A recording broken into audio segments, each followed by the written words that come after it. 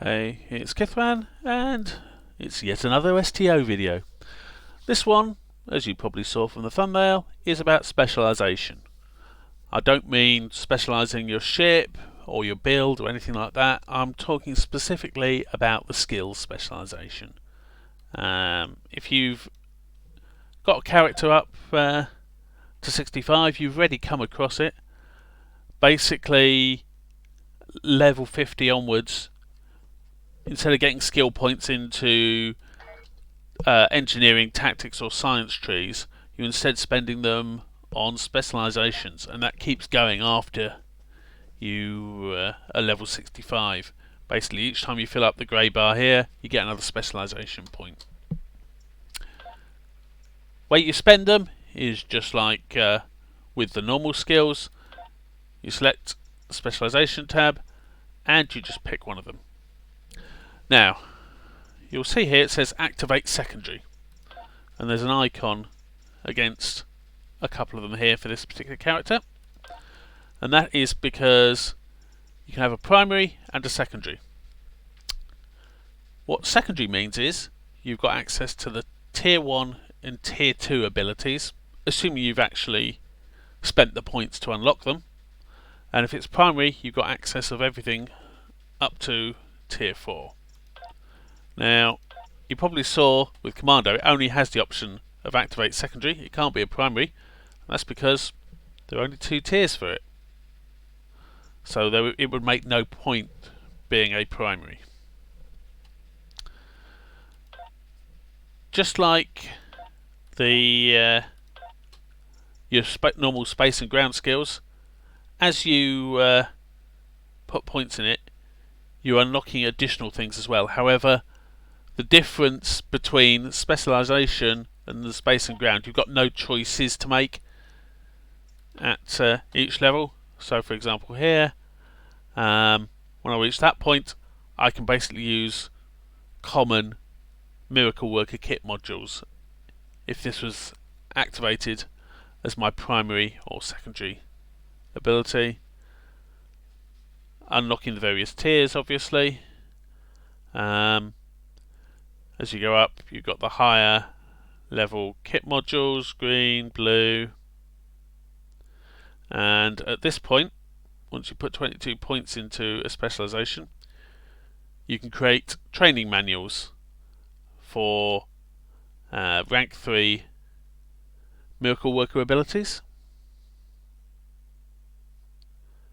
You got purple, very rare abilities there, and you get a basically a capstone sort of ability. It's not a case of this is a have to slot type thing, but it's still useful. Now, what are the specializations? Let's just start at the top, that's easiest. Commando. And for all of the specializations, you've got the details here. Basically, if you are doing a ground mission or a ground TFO, you may well want to be using Commando. If you're doing anything involving space, you don't even want to be thinking about it. As a result, general recommendation is you don't bother putting points into it to start with. Mainly because the majority of the storyline content is space-based rather than ground-based. So points, especially at level 50, putting points into this is, unless you know what you're doing, you've got a very specific reason for doing so, isn't going to be the most efficient usage of your points. Constable is well, for a start, it doesn't have any sort of details. Yeah, the details on it just say Constable. Doesn't really tell you much.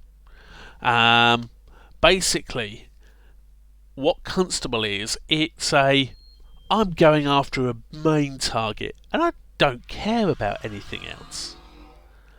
You get abilities, for example, increasing your damage resistance to damage from everyone else. So you're just going for your target. If he's got, if there are low-level guys with him or low-level ships, you're able to ignore them better and likewise, sort of you increase your effectiveness of control effects against the person you're going for, and at the same time gain resistance to control effects from everyone else. You are faster to get close to them, and so on. Again, it's not one really I ever hear people using, to be fair. So I can't really say whether it's good or bad. I've never used it myself, as you see. I've got no points in it. Next one, however, is complete opposite. It's the one that most people recommend you put points in initially. Now, you'll see as I go through this, I've spent points not probably in the most efficient way in terms of gaining abilities, but the way I've spent them is deliberate, because with the old temporal agent you've got a bunch of unlocks relating to specializations. So spending 15 points, which is how many you need to unlock Call of Strategist, well, that gets you 3 things unlocked. Totally completing a primary specialization, which I've also done, gets you 1. Completing 3 gets you 1. I've not quite done yet. And spending 45 points total.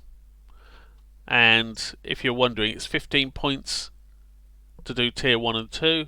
It's 30 points to do 1 totally.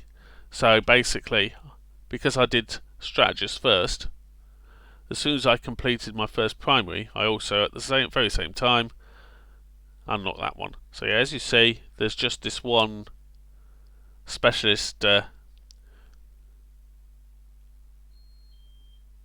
reward to be unlocked, and it basically gives a better version of the traits you're getting from the primary skills.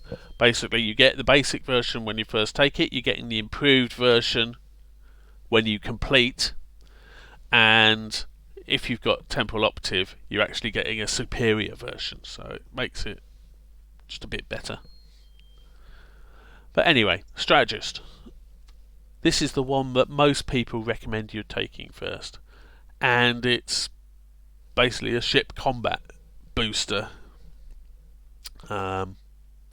As with all of the skills, pretty much, you get some sort of ability that is just a basic ability for having that active, be it secondary or primary, and it increases the more points you have in that specialization. So for example, at the moment I've got 15 points in strategist, and that's giving me a 10% bonus to maximum shield capacity, which is quite nice really, I suppose.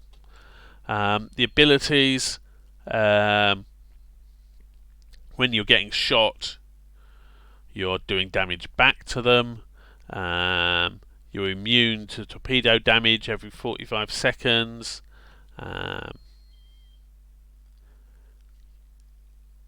You're getting either crit chance or healing, and so on and so forth. There's a number of it, and this is just like the sort of stuff you get with the space and ground skills. Basically, each point is unlocking either new clickable ability or new sort of passive always applying ability. And I won't bother saying, oh yes, this is a brilliant thing. I'll just give some general advice. So as I say, this tree, the strategist specialization in general, is often recommended as the first thing people should put points in. Now on to the various primary specializations. There's command officer, that, well, as you see, I've completed this. Not because I'm going to use it much, although I do use it at the moment, because if I'm in ground combat, strategist is a pure space secondary. If I'm going into ground combat, I don't have commando, which is a pure ground secondary one, But I do have commanding officer, which has some ground skills, is minor benefits, but it's better than having nothing. So I'll tend to activate commanding officer as my secondary, and the way you do it, literally, I just click on it like that, and look there, it's now showing it as my secondary. Switch back to strategist. Yeah, so that's where I tend to use it. I don't really use it in space at all. It's basically useful for people in a team. If you're doing stuff solo, this is basically pretty much going to be no real benefits to you. Next up is intelligence officer. This is often recommended as sort of the thing to have primary, while you have strategist as secondary, especially for sort of DPS builds. Even more so if you're going for an escort type ship, something like the Defiant that is fast and nimble and can get round behind, because at higher tiers you're getting where is it? Space flanking. You're getting a bonus to damage when shooting things from behind. And obviously something like a Reliant, the escort type ships, they're designed to be fast, manoeuvrable, and be able to get round behind the enemies. Fairly self-explanatory, really. Its sort of inherent bonus just gives you a dodge chance on the ground or defense rating in space, purely based on the number of points. And as I say, it's what most people recommend, and as you see, it's what I've got here as my primary. Next up is another one that often gets recommended as a useful one for people to have. Basically, if they're more interested in staying alive as opposed to doing damage, it has a number of abilities that basically are going to keep you alive. It's that simple. Increasing your heals, both to yourself and to others, giving critical chance to your healing, and all that sort of stuff. So you got stuff like once every 30 seconds it will automatically remove any damage over time effects on you, which is great ability, really. I mean, often people would have hazard emitters available just so that they can click that when they're taking damage, just to heal it and also to stop any damage over time. Now with Miracle Worker, you've got something that's just doing that automatically every 30 seconds. You've got shield regeneration if you get hit by shield drain, and sort of more abilities. Your hull healing improves. You can provide people effectively with temporary hit points, a buffer, if you're putting out healing, and so on. So yeah, that is what Miracle Worker's for. This is the one that, as you can see, I'm working on at the moment. This basically would be my third one that I'd complete, just to finish off that bit of the temporal agent. Next up is Pilot, and this is, well, as it says here, pushes the upper limit of starship maneuverability. So you've got all sorts of stuff. It's purely a space skill geared at getting your ship around faster, and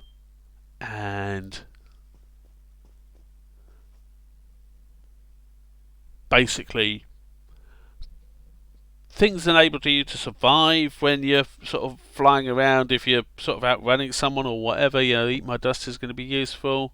You've got the ability to still be able to turn when your engines are at full stop, and so on.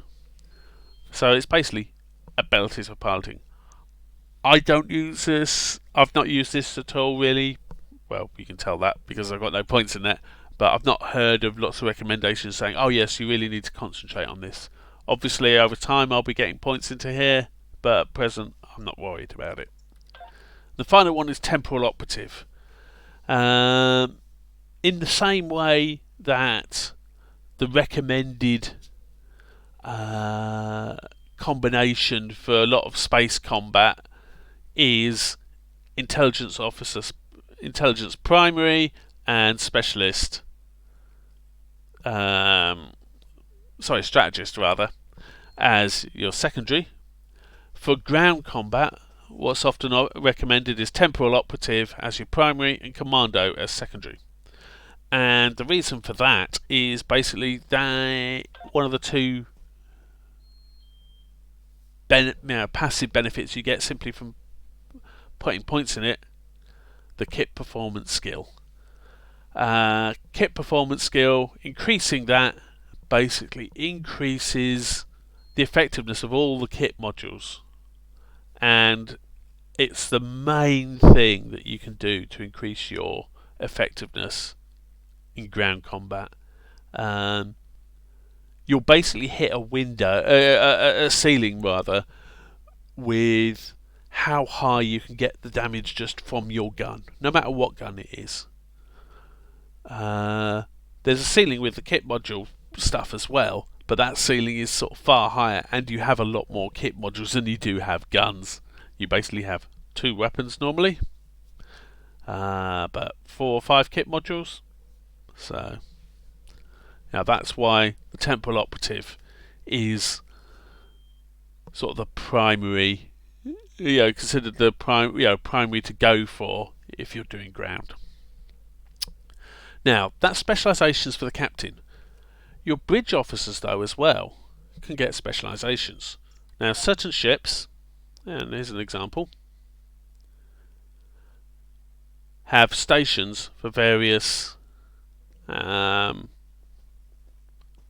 specialized bridge officers. So this one, for example, is a lieutenant level, which means you can use the first 2 level abilities. Universal, so it can be engineering, tactical or science. Temporal ops. Likewise this one, commander, tactical, intelligence. So what that means is if the bridge officer there, and in this case I've got holographic Lita, has the specialization, and she actually starts with it, I didn't have to do anything special for that. That means as well as the tactical abilities, she can be using specialist abilities. And in this case I've got intelligence team and override subsystem safeties, which are both abilities from the specialization. Geordie LaForge, he's got specialization abilities available, but I'm not actually using them. I prefer to use the abilities I've got already, so the engineering team for just a bit of heal and the direct energy modulation over using the temporal operative abilities he's also got access to. The way you give officers specialization is you need to craft or acquire a specialization book, have it in your inventory. That's the important thing. It can't be in your bank, and basically you can just then select it and choose learn. Actually you might be able to have it in the bank because it's able to learn pilot. And I know I've got a pilot specialization book in my bank because I get it as a mission reward. But anyway, that is how you do it. In terms of the actual skills, you can get some of them from the normal bridge officer training, others you have to either craft or buy an exchange, etc., just like any other skills. I'm not going to bother going over all the details of the skills bridge officers can get, but suffice to say, it's just like any any other bridge officer abilities. You've got a whole bunch of them. Which you want to be using is dependent on your build, on what you've got available, and what just suits your playstyle. There is no, this is the must, this is the way you must do it. There is no other way that is allowable. It's purely a personal choice thing. But anyway, that's Specializations for you. Another more arcane area of Star Trek Online. Hopefully that's shed a bit of light onto it and been useful for you. And I'll say goodbye. Kith on out.